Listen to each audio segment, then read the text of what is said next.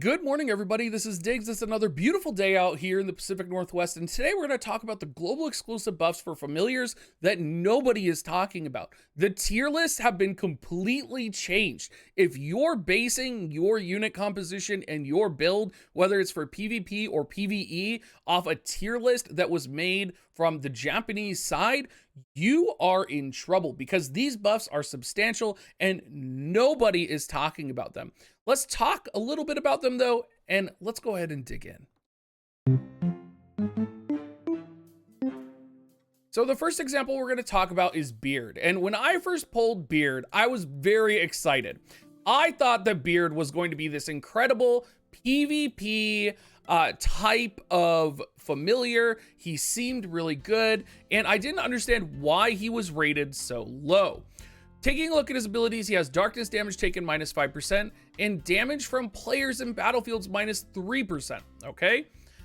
His heroic headbutt ability deals 394% of attack as damage, lowers target's attack speed by 20% for 5 seconds, and stuns that target if it's a player for 1 second.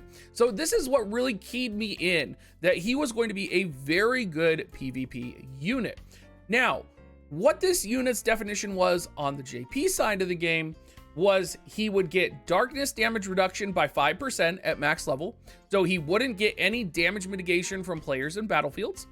And then he would only deal his heroic headbutt ability would deal 263% of attack power and reduces the enemy attack speed by 10% or by 20% when it's fully maxed out. So it didn't include the stun on the target player. So this is an example of one case where a unit is completely transformed by their buffs and they're completely changing how they interact with other units. And when I'm talking about interacting with other units, the unit that I am going to be talking about is going to be the global buff that BunnyBot received. Now, I understand I'm only talking right now about 2.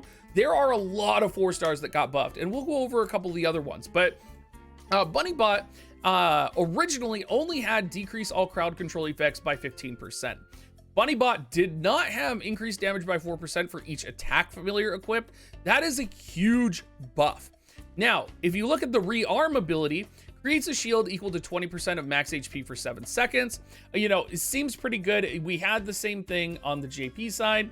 We had increased stun, knockdown, and subdue resist rates by 100% at cap level. They also had that, but what they didn't have is increased damage to stunned enemies, right? Now, interestingly, right, Beard also got a buff to stun players in PvP. So does this mean you're all of a sudden going to be using the Bunny unit in PvP? This could completely change whatever meta you thought was coming on the global side. Now, looking at some of the other buffs, let's talk about Staghorn. Staghorn is, compared to some of the other tank units, markedly unremarkable. And I honestly, when I was looking at Staghorn on the JP side, I was just like, oh yeah, I'm making my video. He doesn't seem that great. But when you look at the global exclusive buffs here, originally he did have damage taken minus 3% for Earth Familiars equipped. He also gets on the global side, knockdown, subdue, impact, and pushback resistance rate plus 50%. That's a passive, that's a permanent resistance. On his ability, Divine Protection, damage taken minus 25% for 7 seconds. He had that on the JP side. Instantly reflects the difference in damage taken, okay? What he didn't have was 10% chance to stun the target for 1 second. That is a huge buff. If you're considering that's a 7-second buff and you're having a chance to, pulling a pack of monsters. I like to think about Final Fantasy XIV. When you're pulling a pack of monsters, you often have packs of monsters on you in this game. If you have a 10% chance to stun the target for 1 second, if you're reflecting damage and you have 10 monsters on you and they're all hitting you over the course of 7 seconds, you're going to be landing a lot of stuns. So this is another example where a unit was buffed twice and nobody is talking about it. It's like the world is just quiet about it. Shrimpaler, basically all of the supports also got buffed in the elemental category, but Shrimpaler's I think is most important because Shrimpaler, of course, is their standard healer. He does have access to instantly restore 20% of lost HP, and then he gives you a 20,000 regen. All the supports got a increased resist rate for 100% by 5 seconds after they used their healing ability. They got that to poison, frostbite, burn. That was a global buff that was applied.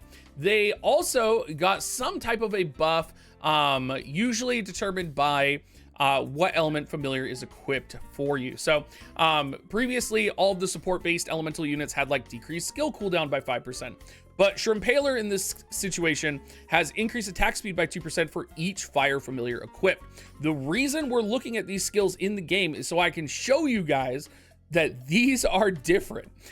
He never had this. And we have similar buffs for the other 4-star familiars as well. So all of these units, all of these 4-star units are getting or have global buffs on the global side.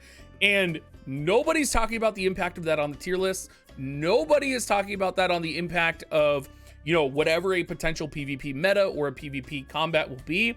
It's like nobody knows there's global buffs. And of course, it's a new game coming out. And I definitely did a video before I found out there were global buffs as well. But y'all, this is crazy. I'm surprised that through my Discord, through other people's Discords, through messaging people all over the place, nobody had any clue this was going on. So if you are following a tier list, you probably don't want to follow that tier list anymore. And if you are going for a specific build, you may want to check that that build is actually accurate. Anyway, everybody, thank you so much for watching. Please leave that subscribe. You can come hang out with me on stream as well. I have been streaming Ni no Kuni a ton. And I will talk to you guys next time.